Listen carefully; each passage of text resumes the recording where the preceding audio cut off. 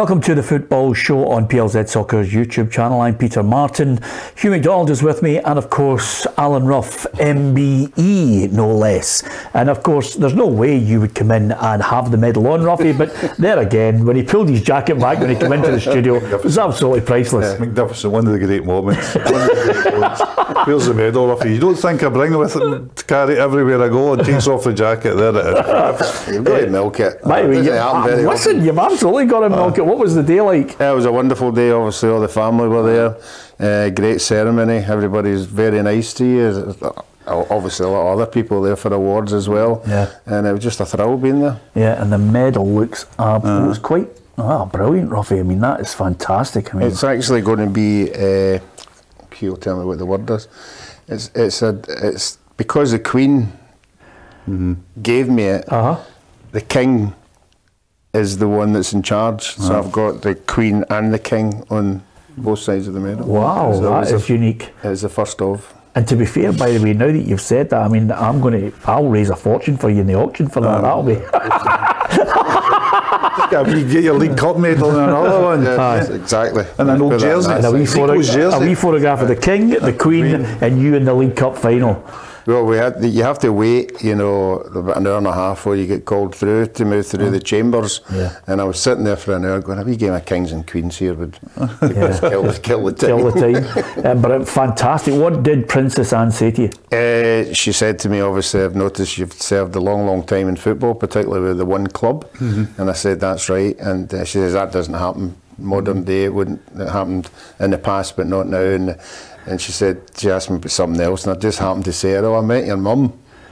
She said, you met my mum? I said, yeah, I met your mum at the Silver Jubilee when Scotland played, I think it was in England Select at Hampden, and she came out and she shook my hands, and Kenny Dalglish was beside me, and she was very knowledgeable. She said, well, as knowledgeable as me. To be fair, she knows her sport, Princess Anne. Yeah, she does. So. She's very, very queued up and everything. Yeah, brilliant. Good. Great day for you, Ruffy. Absolutely magnificent. And to be fair, the amount of people who were sending congratulations, and of course we posted the photograph up as well. Was that a special one-off kilt that you get measured in? No, that's my mum's kilt. That's Dress Stewart. My mum's maiden name is Stewart. It's a Stewart tartan, and now the family's always wore the Stewart tartan. Right, magic. Congratulations to Ruffy for his richly deserved royal recognition. It's long overdue, but I'm absolutely delighted for him and his family. Hopefully we'll see Thistle back in the Premiership next season to give Alan another reason to celebrate, and that's a lovely message from Alec McDonald in Edinburgh. So so many people who obviously in the live feed, as well as the messages emailing, just saying well done, brilliant. Yeah, very gracious. Obviously everybody's mobile phones were going mental, and it was amazing the people who responded to them, and it's great to know there's that many people out there. A lot of PLZ as well. Yeah. I was going to say something to you, which is quite simply, knowing you as I do, I understand the family were crying, but were you greeting as well? Nearly. As you know, when I make a speech, you know, I have to, and I never like 2 minutes. I started to thank everybody, and it just wasn't happening after that. Yeah, so you just had to. It's quite an emotional with your families there. As I keep saying, my mum and dad not being there was the biggest heartbreak. Yeah, absolutely, of course. And to be fair, by the way, it would have been great if you'd have been standing there with Princess Anne and your dad tapped you on the shoulder and says, we haven't got the tickets for the seats at the back here. I wouldn't be surprised. He'd have been right in. If he'd been on the security at the door, nobody would have got in. He was very stringent in everything he did. Brilliant, great. Well, listen, you deserve it, thoroughly deserve it for your, you know, not only your length of time in football, but your contribution to it as well. Well done. I think we're all happy for him. I'm delighted for him. It pains me to say it in his presence, but yeah, I mean, well deserved. Couldn't happen to a better guy as well, so well done. Yeah. The only thing that could top it now would be a Sunday piece or a Saturday piece in the Mail. You know, good sports writing. Kind of a double page. Absolutely. Yeah, absolutely. I'll give you a couple of hints on what you could write on it. By the way, you've ruined a 10-year run. We've been really nice to him in the opening 3-4 minutes. I know, I have to blitter it. Absolutely, do your head in. Anyway, lots to talk about in the football, which of course Ruffy and I have managed to do for the 10 years alongside Hugh, so it's been an absolute joy. Celtic maintain that 9-point gap at the top with their win. Rangers stage another comeback come back, this time against Killie, and Hearts hammer the Dons. And just to finish it off, don't you just love all-weather pitches, or AstroTurf, as David Martindale says? We'll talk about that first and foremost, because the game was called off. I was on my way there, just gets past Hart Hill, and I saw the email coming in, and I thought to myself, okay, time to turn round. I had a feeling, Hugh, that at 3 o'clock in the afternoon, that when they declared it fit, I thought, well, the temperature's going to drop again. This pitch is going to be under pressure. Yeah, and that was the real disastrous thing about it for travelling fans. I mean, Dundee, there's a lot of Dundee fans, United fans were there. Yeah. I mean, the majority of them, of course, had departed Dundee, but a lot of them had arrived. Yeah. That's just not good. It's just that you can't. I mean, if there had been any doubts at all at 3 o'clock, knowing what the weather was going to be like, they say, let's just, for the sake of the travelling fan, for the sake of it, we'll just call it off now. So another kind of slap in the face for the fans, I feel, you know. No, you shouldn't have called the game ahead when there was worries over the pitch. Well, that's fair enough. I mean, but you know, I wonder how strong everybody went to the referee and said, you know, what is it? I mean, is the referee's decision, and rightly or wrongly, I mean, you got it wrong, because at 3 o'clock, if there had been a situation where, do you know what, this is a bit dicey, and it must have been a bit dicey, and the weather's going to significantly deteriorate, you just say, well, no, just, I'm sorry, it just doesn't go ahead. Yeah, of course, the other point here is, Ruffy, what can they do to try and make it go ahead? And David Martindale says, look, we don't have the resources for a dome over the pitch to try and protect the surface, because there's not the money for that.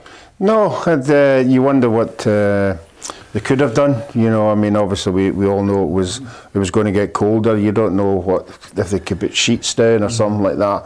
But the worrying thing is, here in Scotland, usually our worst months are January, February, March, and there has been times when there's been Scottish Cup ties like postponed for what, 6, 7, 8 weeks. Yeah. So I mean, it's a lot of income as well. They'd be losing if their games are going to get called off in their particular months. Yeah. Plus, of course, it's not great weather to go and watch a game of football as well. It's blisteringly cold. This is what Dundee United had to say on the call off, because a lot of fans, as Hugh mentioned, had made that journey. We understand and share supporters' frustration at the timing of the postponement, as many fans will have experienced an outlay on fuel and transport at a time of financial concern for what they may feel was needless travel. The club had been in constant dialogue with both Livingston and the SPFL since concerns over the condition of the pitch were first raised. It was apparent at that point temperatures were to significantly drop between the initial pitch inspection and the kick-off. There has now been an unnecessary expense to both the club and our fans on 2 occasions. We will contact the SPFL to seek clarification on the procedures currently in place and whether plans to improve these are being reviewed. We always get these situations where, you know, from time to time fans make a long journey, and I really feel sorry for them on this one. Yeah, you have to say, as Hugh said, they were left very early for that game, thinking it was on, you know, and organising times and everything. And then obviously the financial side of it, it's just not on. You know, it's the supporters that seem to be getting it. And as Hugh touched on it there, it's not going to get any warmer. No. You know, if you're inspecting it at 3 o'clock, surely you phone up the weather people, they give you a projected what it's going to be like in 3 or 4 hours, and surely the advice must have been, no, the temperature's going to drop. So if it was dodgy at 3, it's going to be worse later on. Well, absolutely. And the biggest problem for me, Ruffy, is I was driving there with Ali Graham, the former Wraith Rovers player, in the car. So obviously having to drive back, I got the extra time and the penalties from the 1994 League Cup final and how it felt. You know, so there was the entire story, you know, Ruffy, where I only thought I was getting the first half of it. So what about Livingston? Here's David Martindale. Livingston should have faced Dundee United here at the Tony Macaroni Arena last night, but due to a frozen pitch, the game was called off just over an hour before it was due to kick off. Fans and teams had already arrived at the stadium before the decision was made to postpone the game. Manager David Martindale says he can only apologise to Dundee United, but feels as a club, what more can they do? I was looking at it, I thought, maybe get away with it now, but I kind of knew with the temperatures dropping, it was going to be really, really touch and go come kick off. And I think the Dundee United players and the staff came down. Foxy knows the park, and I think it was in their head anyway that the game might not be on, so they went on the park and they started checking the park, and then they had their own complaints. So I can only apologise to Dundee United from that point of view, but I don't know what else we can do as a club when we've called a 3 o'clock pitch inspection. David Martindale says that both clubs had agreed for an early pitch inspection to take place and that the decision for the game to go ahead originally was out of his hands. The Livy boss also says the club simply don't have the funds to get over these obstacles. They came out at 3 o'clock and said the game was on. We were worried about the park, we were worried about Dundee United travelling. We arranged with Dundee United to do this before Dundee United paid for pre-match, before the players and the fans travelled. The game got put on. There's nothing as a club we can do. Can we look at alternatives to try and get the park more playable? Yeah, we'll look at that, but I don't think that's going to happen. It's not going to happen. We've not got the resources at the club to spend £250,000 in an indoor dome that goes over the park and blows hot air on it. I don't know what more we can do. We try to be as reasonable as possible by calling a 3 o'clock pitch inspection. It came out, and to be fair, the fourth officials maybe thought the park, well, it's not maybe, he has thought the park's playable. Yeah, well, if you're a Livingston fan, if you're a Dundee United fan, just give us your thoughts on that, and maybe the answers of what the clubs can do with this one. I think if you get to a situation where on an all-weather pitch and understanding the weather at 3 o'clock, there's a doubt off. Yeah, it has to be with the way the conditions were. You know, obviously if it was marginally okay at 3 o'clock, it's not going to be later on. Yeah. And you're putting the pressure on the referee that they send out. They usually send out a local referee, not the referee that's doing the game, and he's got to assess the situation. And it's not a great amount of distance with Dundee, but we've seen things like this happening when it's Inverness, or it's Ross County or and something like that. So I think there are some outside pressures if it's a live Sky game. You know, that kind of cranks it up a wee bit. But I think in a game like this, there should be no outside pressure or influence to keep it going. Yeah, and I'm just wondering what the referee's remit is. I mean, is the referee told in black and white he has not got to decide whether the pitch will be playable at 7:30. He has to decide whether the pitch is playable now. I wonder if that's the criterion. Yeah. And he's come up and said it's playable now. And I think that's maybe what Dundee United are talking about, reviewing the SPFL, reviewing the you know how they you know do the pitch inspection. And if you say, listen, it's okay now, but given that it's going to plummet to -5 for the next 4 hours or nearly 5 hours, I would say no. Yeah, okay, well, we're going to hear from Ange Postecoglou and Stephen Robinson. We'll also hear from Michael Beale and Derek McInnes as well. We'll talk about those two games from last night in a moment. Don't forget, Scottish Cup is coming up over the weekend, and we'll discuss the Scottish Cup with you as well. But the quiz question is very much that in mind. Here is the question: which two current top flight teams have never won the Scottish Cup? Two teams in the Scottish Premiership that haven't won the Scottish Cup. Can you name them? We'll give you the answer at the end of the programme. And with handing out prizes in mind, here's our competition this week. PLZ Soccer has teamed up with Match Attacks to give you the chance to win this fantastic box of all your favourite Scottish football stars. We're also throwing in a starter pack and 2 multi-packs to give your boy or girl the perfect start to their collection of all their favourite SPFL players. To win this fantastic prize, all you have to do is answer this simple question: who is the current PFA Scotland Player of the Year? Post your answer in the comment section below, and to double your chances of winning, all you have to do is subscribe to PLZ Soccer's YouTube channel. Good luck! Yeah, good luck with that. Okay, Celtic and Rangers, it's tit for tat, working out who's going to slip up here because of that 9-point advantage. It's one of those times when you really have the tranny on your ear all the way through the game. Yeah, you certainly do. But as far as Celtic's at home, they're just relentless. You know, they're not even looking about dropping any points whatsoever, which is a problem for Rangers. Rangers are going away. They're digging in. They're getting results. But of the two, they look as if the one that are going to wobble a wee bit in certain games, but no, the two of them got 2 wins, and that's all they'll be worried about. Yeah, we're going to talk about Rangers in a moment. Celtic 4-0. If anything, I'll hold my hands up, Hugh. I thought he had. I mean, Ange Postecoglou has been very complimentary about the team. the relentless, getting the wins that they need, and of course Kyogo.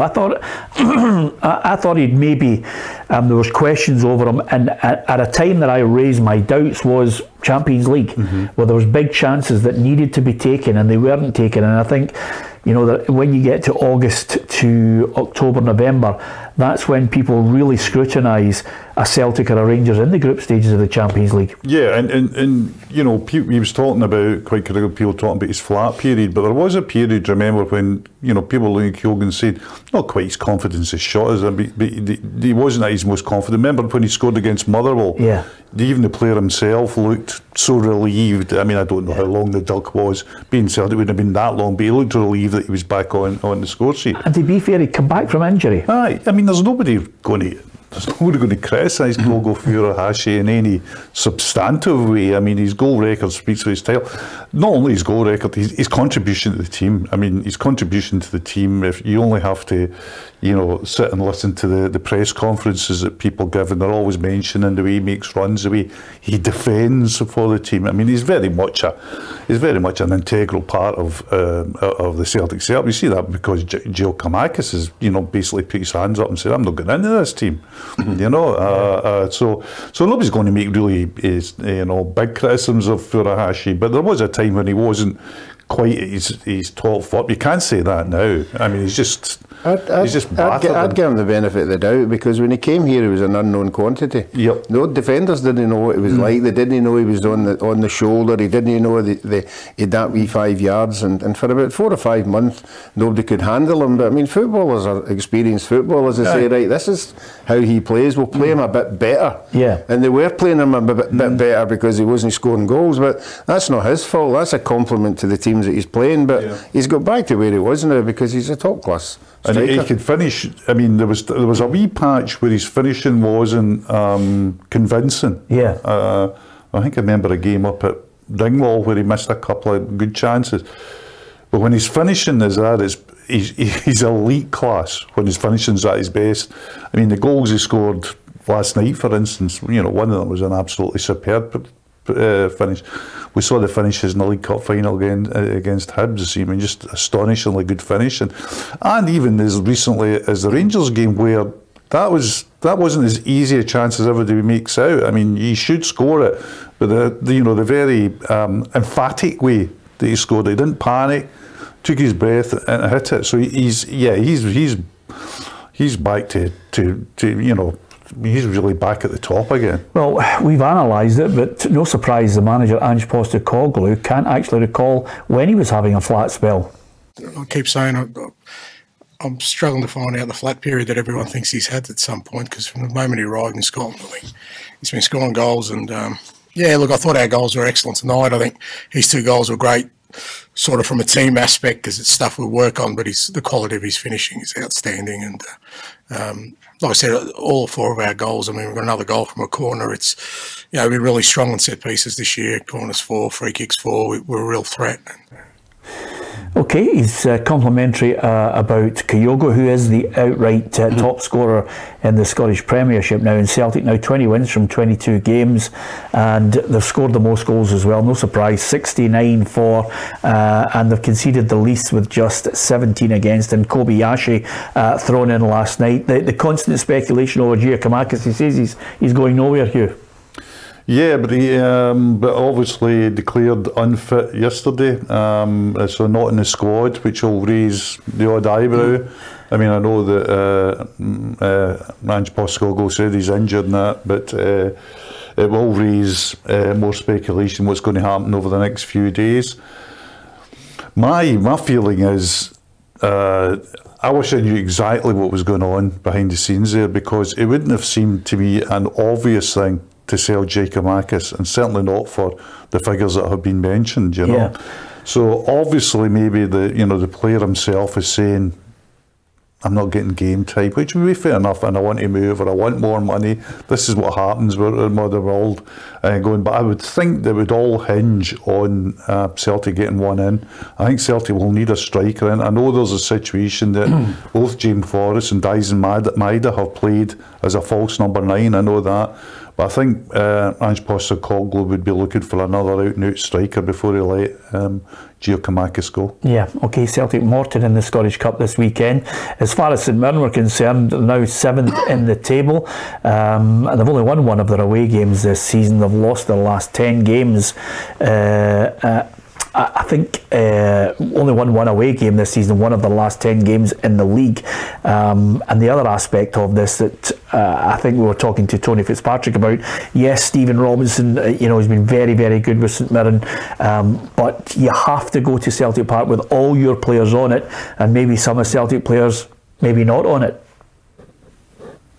There was some decent performances, but as a collective, if you have maybe 7 off it or not quite at the top of it, because you need to be right at the very, very top of your game like we were in the first game to get a result here, and we didn't have that tonight. We didn't have that tonight throughout, so we didn't get anything out of the game when we didn't deserve anything. Yeah, well, he's fairly honest about it, because he got the plaudits when they pulled off that win at Paisley. Yeah, and they have been doing well. This is the first time they've been turned over for a wee while. He's been really encouraged by the effort that the players are putting in, and the good thing about him is he's picking up points against the teams he has to pick up points against. That's why they're there in the league, and the other teams aren't doing that. So I think on the whole it's been a successful season. He'll just have to get this one out the road and look at the next fixtures. Yeah, okay, that's St Mirren for you. Good game down at Rugby Park, I have to say, Hugh, because it's amazing what happens, and I've never needed to do it with you, that kind of a cuddle round one of your teammates just to lift their spirits, but Michael Beale seems to have just galvanised Ryan Kent. Absolutely, and it was quite an interesting post-match interview with Ryan Kent as well. Very articulate about what was going on. Very not revelatory about what was going on, but he did mention that his faith and his trust in the manager had revitalised him, and it was a two-way street. He actually used the word reciprocated, which so he was very strong on that. I think he is a player who is better given some kind of licence. I really think, particularly against teams that Rangers should expect to beat, I would play him almost like a number 10. Let him start out left. Let him roam about. But let him come in, because he is technically very good. When his confidence is on, he can finish. We know that if his confidence is on. His goal last night was a very cool finish. His goal against Celtic, cool, technically good finish. Again, coming in off his left. Coming in, creating that space, and then bang. So yeah, I think he's one of the players that has significantly improved under Beale in terms of confidence and in terms of performance, and I wasn't surprised at that, because Beale had always talked well about Kent. And if you are in a situation where you're looking at the two players who've really garnered the most comment, one's Kent, the other one is Morelos, and fair play to the lad. When maybe Rangers fans were losing faith in him, maybe a lot of pundits have cast their eye over him and said, right, that's him, he's gone. He scored 2 goals. He's not gone. He might have been gone mentally, but not on the park. He's a goal scorer. It doesn't matter what frame of mind he's in. If you put him in that 18-yard box and you give him the supply, he'll score goals. And I think any footballer wants to be playing. Any player, when they score goals, they want to be the hero, they want to be the main man, and that's the thing you got to build on with him. I think he's that kind of guy. He's got to be, everybody's on board with him, and when you're on board with him, he turns in the kind of performances. 119 goals, Robbie. It's amazing. It's amazing. We sit here, and any strikers we have on say, if you're in the Rangers or a Celtic team, you're going to score your fair amount of goals, because you're going to get a fair amount of chances, more chances than other strikers. But at the end of the day, you've got to put them away. He hadn't been doing that, but now it's a new manager. We don't know whether he's playing for a move now. We don't know if he's going to stay. Again, you touched on it there. We don't know what's going on behind the scenes. Yeah, absolutely. Of course. It's an interesting one, because there's big decisions to be made, Peter, at Rangers. Yeah. Well, Ryan Kent says he's going to talk to the manager soon. He's going to talk to them. I think there's Dubai to certainly over the goalkeeping position, because which has been increased by what the manager's been saying as well. You know, he came in for a bit of criticism last night, John McLaughlin, because of the manner of the two goals. So again, though, I think the first one they've been slightly unkind maybe to the keeper, because it's a set piece again where Rangers basically don't pick up their man. Don't defend, and the guy's got a free header. What these kinds of issues, I mean, you know, for example, you know, I remember Michael Beale saying that he put John McLaughlin into the team because he's better dealing with set pieces. Then he comes out and he says, well, Alan McGregor's the best goalkeeper in Scotland. Yeah. And then he doesn't play the next match. Yeah. Then he talks about Robin McCrory. You know, we'll have to see what Robin McCrory's like. Well, you have to put him in the team, presumably, see what he's like. So there's a decision, there's things going on there. This is quite normal for a manager coming in. He's going to make decisions over his goalkeeper. He's going to make decisions up top pretty quickly, because he's got to come to a situation as if Kent and Morelos both leave. I think Kent might stay. I think Morelos will go. What do we do? Because you can't rely on Roof, unfortunately. He's a very technically good player, but you can't rely on his fitness. And Kolak is fine, but you need a backup there. Yeah, absolutely. Michael Beale came out with an interesting statement, I think it was 2 or 3 weeks ago, when he was talking about bringing players in and players he wanted he wanted injury-free players. He didn't want players who were going to come and be injured and be out for 2 or 3. No, a history. Yeah, I was going to say to you, history, because the rest of it's always a gamble, isn't it? Absolutely. If you've got a history, he's going to be looking at that chart and going, well, how many months were you out that year? How many months? And he wants people, his best players, on the park. And to be fair, actually, I think Roof has been dogged by that before he got to Rangers. He was, well. I mean, that's why he was at Rangers, because people, I mean, he'd moved from Leeds for big money to Belgium, and everybody knew. I mean, if you look at Roof's highlight reel, Roof's a top-class striker. Yeah, I mean, there just is. He scored one of the best European goals you'll see. Ever, and not a fluke. Yeah, absolutely. You're not a fluke. He you know, he knew what he was doing there. And when he scores, he finishes decisively. You know, he's a good player.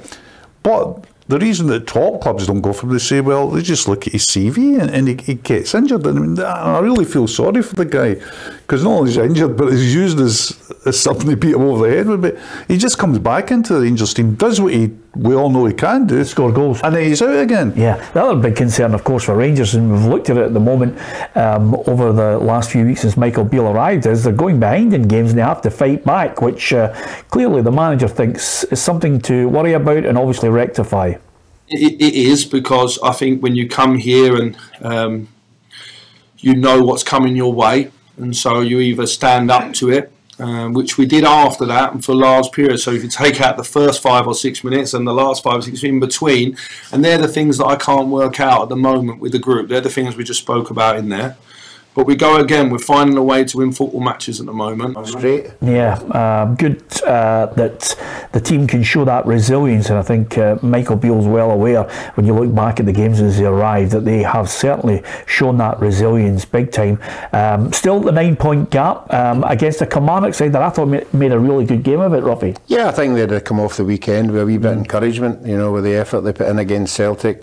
I think Derek would have been saying to them, look, this is the standard as you were at the weekend.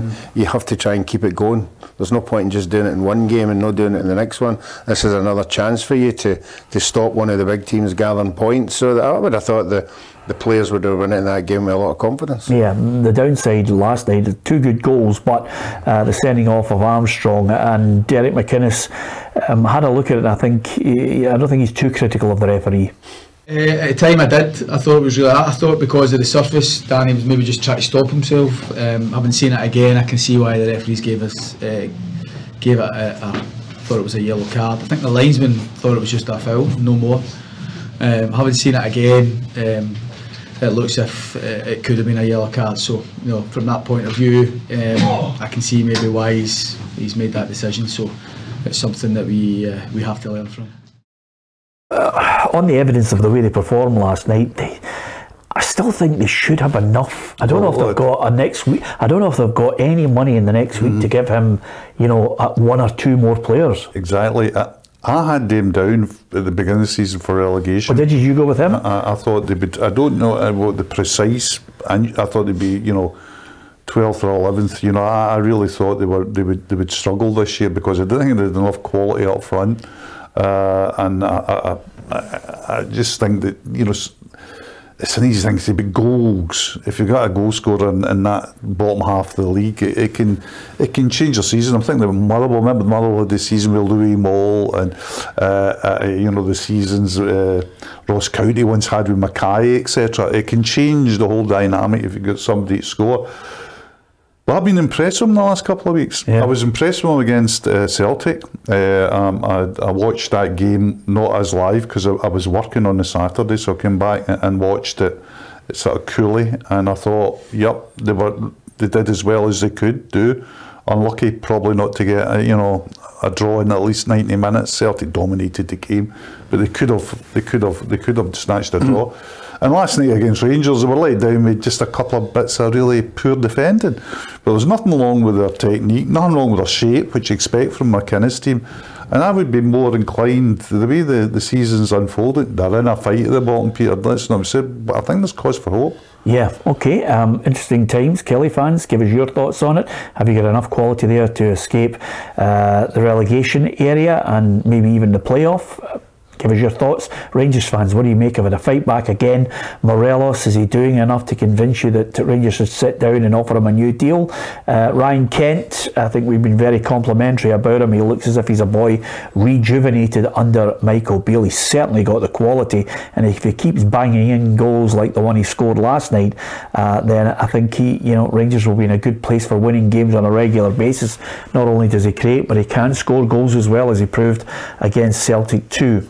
Third force, it was billed as the third force. There was only really one winner. Hearts absolutely battered Aberdeen, and even at that point, Ruffy, I have to tell you that when they were scoring goals, the fans were booing them at times, demanding more, because they wanted them to have a right go. And in the first half, actually, they were booing at some points because they weren't happy with the way they were playing. Hearts weren't really at their best. No, but I mean, everybody from the outside will be looking at Aberdeen going, this is one of the teams that could be third or fourth. And I think the Hearts fans have got bigger aspirations in that. We even saw it when Hearts were winning the championship, that some of the fans weren't happy the run they were on, and they were winning games. So I think it's a good thing that the fans demand something better than what the norm is. And I think that's what their expectations are now, with the amount of players that are brought in and coming up against teams like Aberdeen, and really running over the top of them. That's what they want to see. Yeah, well, I have to say, at one point, I was looking at it, I said, wow, 3-0.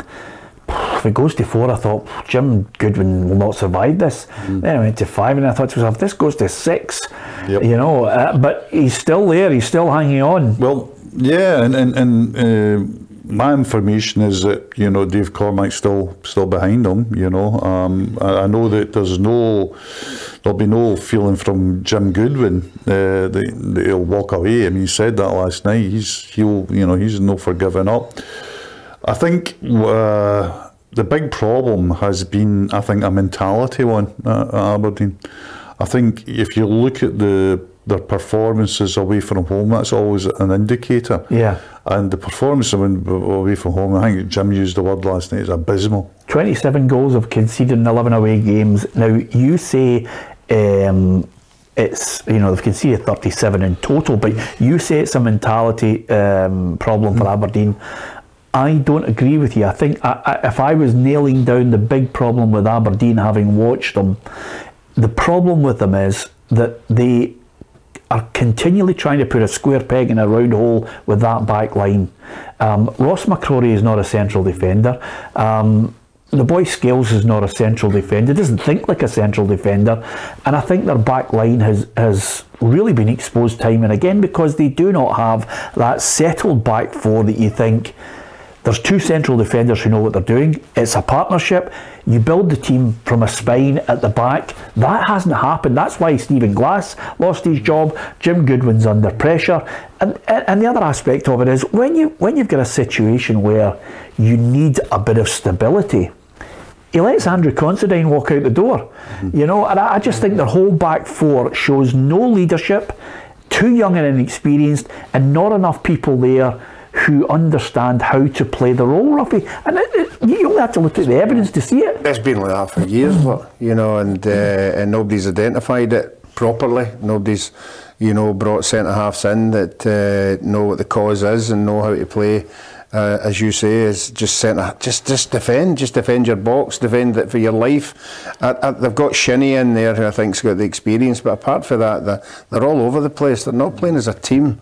They're playing as individuals. You know, they're not collective at all. They'll get the odd win here and there, but I mean, nights like last night, you know, I would have loved to be in the dressing room after the game to see what he was saying. Yeah. Hugh, do you contest that with me? Or no, I think that is part of the problem, undoubtedly. But remember, he did bring in an up and down centre half in Stewart, who ends up getting suspended and misses that game. But has been part of the problem as well. I think he needs. I think I think. Yes, he's under pressure. Yes, the whole thing is contingent on the owner and chairman Cormac. If Cormac backs him, I would imagine that the next transfer window, maybe even in this transfer window, they try and shore up the back line, because that is obviously the problem. Because they've recruited pretty well further forward. Duke at this level is a good recruitment. Miovski's an excellent recruitment at this level. Shinnie will do okay. There's not a problem with that. But he really needs to improve his central defence. Yeah, and managers don't throw in the towel. Jim, as we've known time and time again, you know, I thought he would do well up there. Sometimes recruitment can do you in. I thought he would, you know, get the defence sorted out. This is what he had to say about that mauling from Hearts. I'm not a beaten man. I will never chuck the towel in, but this is not the time to talk about positives. It's a humiliating defeat for me, the players and the club, and I will turn up in the morning and try and put things right. To concede 5 goals in any game is unacceptable. That result pretty much sums up our away record. We can talk about whether we were in a good place physically after the game on Sunday. That's not the reason we lost the game. Our defending for some of the goals was very hard to explain. Yeah, I think that's. I think it was there for everybody to see. You know, they were pretty strong against Rangers at the weekend till the big boy gets sent off. But apart from that, you know, you would expect them to take that on to the next game, and obviously it never materialised. I don't think, like you said, I don't think he's under any pressure from the owner, but the fans will dictate.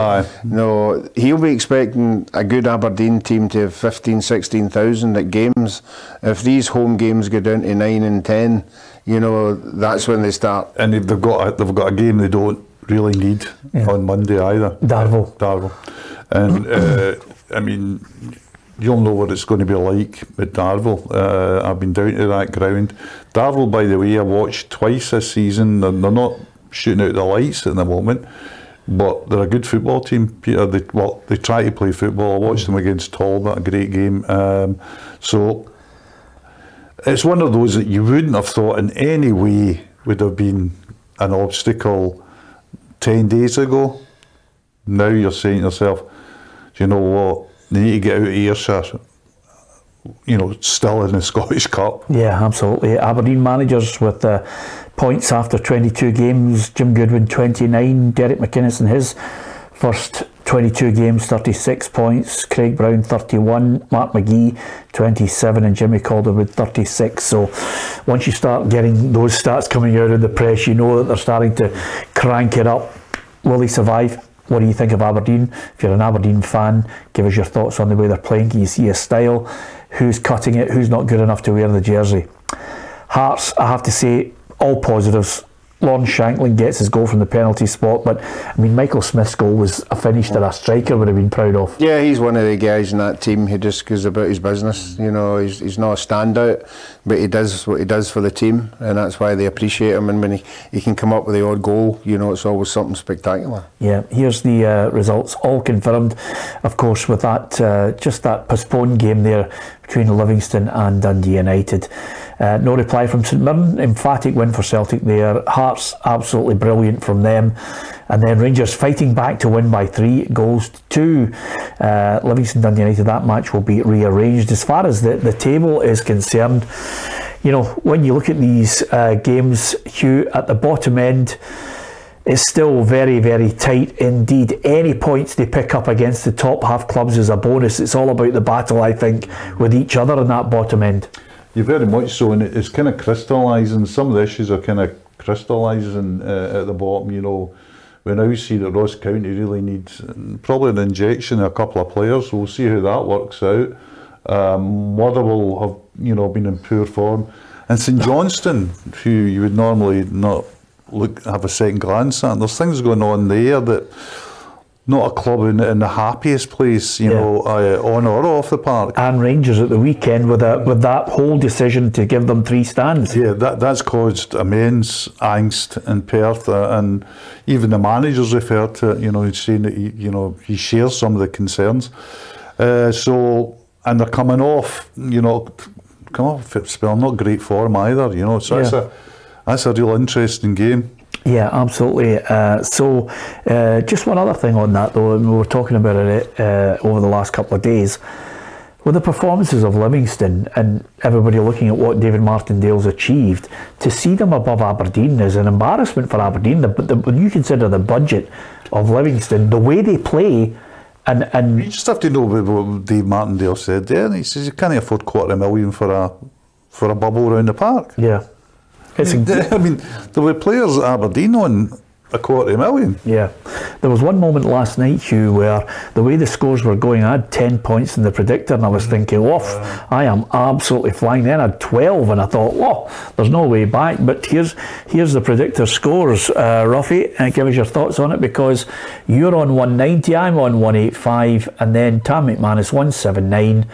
165 is Alison, 156 is Tam, and there's Hugh on 137. Still I think a late surge could get him out of there. Yeah, he needs a big one. He needs a big 19-pointer, you know, to put the fear of death in Alison and Tam. You know, it's it's in you. You've got it in you. You've got it in you, because remember, by the way, Ali, you know, she's banking on you just blundering your way through. But should be quite right to do so. Yeah, you've really annoyed me. I wish we hadn't put you in that bloody game now, because you're just giving up the ghost, haven't you? I never really started with a ghost. So give you a clue to get a massive amount of points, and I know you don't drink. When I got my 21 points, I went out and got absolutely hammered on a Friday night about 3 in the morning. I got up in the morning, I couldn't even see the fixtures, and I started going home away, whatever. 21 points. That's it. Don't do that, Hugh. Just you stick to the way you've been over the last 20 years. Is it 30 now? Nearly 30. That's fantastic. You stay in the straight and narrow, which is why you've been here for 10 years. Anyway, that's how it all looks in the Scottish Premiership, and of course next week there'll be another card of that, because this weekend coming we've got to look forward to the Scottish Cup. Here are some of the fixtures with key games that might catch your attention. Of course, Celtic against Morton there. Arbroath against Motherwell, screaming out. That could be a good one, Ruffy. We're going to talk about Dundee United, Stirling University, and the romance of the Cup. And your boys have got Dunfermline. Fantastic. That would be a great atmosphere. Looking at all these ties, I would say Partick Thistle, Dunfermline will have one of the biggest crowds. 5, 6? I would think Dunfermline will bring maybe 3, and I think we'll have 3. I would think 6 or 7. Yeah, it will be good. Here's the other fixtures. Of course, just looking at that, Linlithgow Rose against Wraith Rovers. Is that right? I was just about to say, that looks a belter. Hamilton against Ross County, but St Johnstone against Rangers. Callum Davison, and he looked at a man really kind of down on the basis that they'd made a PR nightmare out of that one as well. And Hibs against Hearts, I'll be at that one on the Sunday, Hugh, because that could be an absolute belter, because suddenly, if we're talking about managers under pressure, there's nothing worse if you lose 2 derbies in Edinburgh. Absolutely, and everything around about Hibs is questions, you know, questions over recruitment, questions over the manager, questions over the future of the club. I mean, I see now they're trying to recruit a director of football when they kind of binned one of the real rising stars in Scotland in that role, 18 months ago or something like that, and who's done subsequently so well at Ayr United. I'm talking about Graham Mathey, of course. So the whole thing about football is you can go into, we all know this, you can go into how the club is run, the strategy and the P to turnover ratio, and how many guys are coming through the academy, and you can go into all of that. But if you beat your rivals in the Scottish Cup, changes everything. Yeah. Absolutely changes everything. the most important thing is always what happens on the park, and Hibs have got a chance on Sunday to flip their season. I always hope when somebody's going through to cover one of the games, they realise from their mistakes when they start predicting how the game might end. Yes, absolutely. Good for you to bring that up, Ruffy, by the way, because you're 2-0 up at Tynecastle. You shouldn't lose the game, should you? I mean, I've been caned ever since for that tweet, Hugh. Aye, but I mean, it was sort of this kind of reasonable tweet today. It's just like, but that's the way about. I mean, we've all given opinions that will come back to haunt us, but that's the game. You just give it as honestly as you can. Absolutely, but I won't be commenting during that game. My lesson has been learned. Listen, the joy of the Scottish Cup is sometimes when you get a team in it that you think, wow, they've got a team. Wow, they're in the Scottish Cup. They're in the latter rounds of it. Well, that's what's happening in the 4th round of the Scottish Cup for Stirling University, who will be taking on Dundee United, no less. So we sent out our intrepid reporter, Adam Binney, to catch up on one man who's got his head in the books and then hopes he's going to have his head on the end of a ball on a scoring goal for Stirling University. The University of Stirling men's first team made history when they defeated Albion Rovers to progress to the 4th round of the Scottish Cup. It was a dream draw for the students, who will now travel to Tannadice to face Dundee United this weekend. It's a unique setup at Stirling Uni, so I spent the day with club captain James Berry to get a taste of what life is like as a student athlete.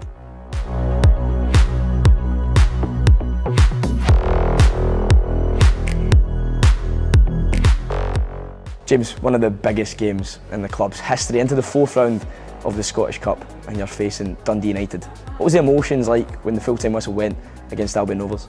The feeling at full-time was amazing, and then obviously, like you said, drawing Dundee United and watching that live on the telly was brilliant, great feeling. James, you play so many games in a year, involved in so many league competitions, cup competitions. Do you ever allow yourself time to think about this one, get yourself excited for Dundee United? Does Chris, the gaffer, does he allow you to do that? The kind of cliche, always focus on the next game, but that's what we've got to do. I think last season we played 63, we're on 38 games just now, so you've got to just take it game by game and focus on the next one. But I think in the week leading up to the game, it'll come a bit more real, and we'll start to focus a lot more on it, and yeah, the nerves and stuff will probably kick in, but yeah, we'll prepare for it like we do for every other game, to be honest. So many big names in this Dundee United team, players that have played internationally, players that have played at World Cups. Is there anyone in particular that you're looking forward to facing? There's plenty of names. I also had the Australian boy at the World Cup. You've got Scottish legends like Stephen Fletcher, obviously big names, Tony Watt. So yeah, it'll be a tough game against all these type of players, but yeah, one we're really looking forward to. Would you like to cast a little warning message to any Dundee United players ahead of this one? No chance. I'm not getting involved in any of that, no way. Not even Tony Watt? We might be speaking to him later. That'll come back to bite me, so no way. I'll leave that to them.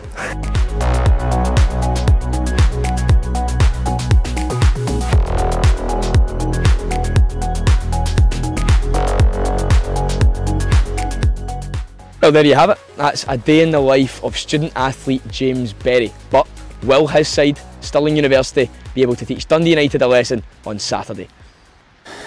Yeah, great little package there. Now, if you want to see the longer interview Adam had with James Berry, then get onto the YouTube channel. It is there as a feature. We've got little teasers going out across our social media, but the longer one just gives you an insight into James's week studying and still trying to train and still trying to play. Starting to write dissertations and all. Yeah. I actually went to Stirling last year and did a feature on the university team. They're in really excellent form at the moment, that team. They just won what they call the Bucks League, the British University Championship. They've been playing well in the Lone League, getting some smashing results. Their manager or their head coach, Chris Geddes, played with my laddie, would you believe it, still in Albion. Wow. So that's, but he is known in the game, very quiet, humble, unassuming man, but he's known as the game's a really good coach. So the whole setup there at the moment is really good, and they're travelling with real confidence, etc. But I mean, Dundee United should be a road too far for them, but good on them. Yeah, and that's the joy of the cup, isn't it, though? The buzz around the boys will be magnificent this week. Yeah, it's fantastic, you know, the way they've started in the Lowland League. I mean, before, if you get drawn against Glasgow University or Stirling, it would be a whipping. You know, it'll be 5 or 6. So they've got professional. They're like everybody else. They're competing now against better sides. They're getting better. They're learning, you know, how you play against these big sides as well. And as Hugh said, the Lowland League, they're well up there. Yeah. You know, they're beating. Oh, I'm not saying Rangers and Celtic, but they're beating most of the other teams. I mean, there's a strong outfit, and it's very. I talk to a lot of the students, and I mean, they're very fit, very organised, they're well coached, and the thing about it is, they're talking to their coaches, they're quick to take on ideas because they're keen to learn. In their day job, they're keen to learn, so they're very willing students on the training ground. So there's a different kind of mindset there. But that'll be another smashing game. But I think you could go through that list. I mean, there's some absolute outstanding games. Hearts. You know, Hearts is just at the top, but every Scottish Cup game, there's wee stories in them all, you know. Yeah, absolutely. Well done to Adam getting out there for that feature on James Berry and, of course, the Stirling Uni team. Good luck to them in the Scottish Cup. That's the dream of it all. Here's the answer to our quiz. Ruffy, which 2 current top flight teams have never won the Scottish Cup? Can I go Ross County? Yep. It's your favourite? I know. And the other one? I was struggling with the other one. Motherwell. Motherwell. Motherwell. Damn County sitting there, I'm getting sorry. I was yeah. No, I'm going to... Livy, thank you. There you are, I'll save your time. What was the Livy League Cup, was it? Under David, clearly you can tell that he's had an absolute bladder full because of that medal there. But anyway, what we're going to do now is we're going to play the national anthem and stand for Ruffy because he's the MBE now. What happens is, I noticed a horse and carriage out there. Will you just take your time heading back to the palace? No, I think that was just the ragman coming round this district. You know? You remember that, by the way? He used to come here too, yeah, absolutely. Give him a full wardrobe, you get 2 balloons. Anyway, whatever you do, don't give that away. Brilliant stuff. Hopefully you can hit the subscribe button on PLZ Soccer's YouTube channel and you'll get all our unique video content. If you download the PLZ Soccer app, you'll get all the breaking football stories as well. Just before we go, still a chance for you to enter our competition in the feed. PLZ Soccer has teamed up with Match Attacks to give you the chance to win this fantastic box of all your favourite Scottish football stars. We're also throwing in a starter pack and 2 multi-packs to give your boy or girl the perfect start to their collection of all their favourite SPFL players. To win this fantastic prize, all you have to do is answer this simple question: who is the current PFA Scotland Player of the Year? Post your answer in the comment section below, and to double your chances of winning, all you have to do is subscribe to PLZ Soccer's YouTube channel. Good luck! Yeah, good luck with that. We'll see you tomorrow on the programme because, of course, we will discuss the weekend Scottish Cup fixtures in greater detail again and get your thoughts on all of that. Tam McManus will be with us here in the studio from Hugh McDonald, myself, Peter Martin and Alan Ruff, MBE. Thank you for watching.